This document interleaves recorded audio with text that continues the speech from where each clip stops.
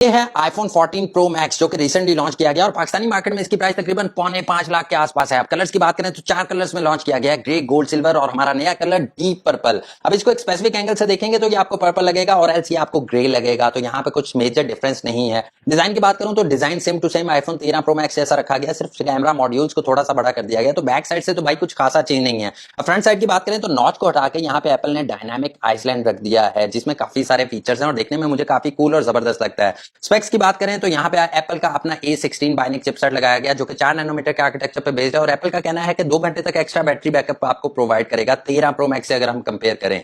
Overall यहाँ पे phone मुझे काफी ज्यादा जबरदस्त लगा। और कैमराज की बात करें तो यहाँ पे कैमराज में भी मेजर अपग्रेड है। iPhone 6 से लेके iPhone 13 Pro Max तक अब तक 12 मेगापिक्सल के कैमराज देखने को मिलते थे, लेकिन iPhone 14 Pro Max में आपको 48 मेगापिक्सल के कैमरा देखने को मिल रहे हैं। बहुत जल्दी हमारे YouTube चैनल पे इसका कैमरा रिव्यू भी आने वाला है। एक और फीचर बताना भूल गया भाई, इस दफा ऑलवेज ऑन का भी फीचर दिया है एप्पल ने, जो कि अब से पहले हमने सिर्फ एंड्रॉइड में देखा, लेकिन एप्पल में ये पहली बार आया, तो ये भी डेफिनेटली एक काफी कूल फीचर है। आप लोगों का क्या कहना है iPhone 14 Pro Max के बारे में, मुझे कमेंट सेक्शन में जरूर बताइएगा।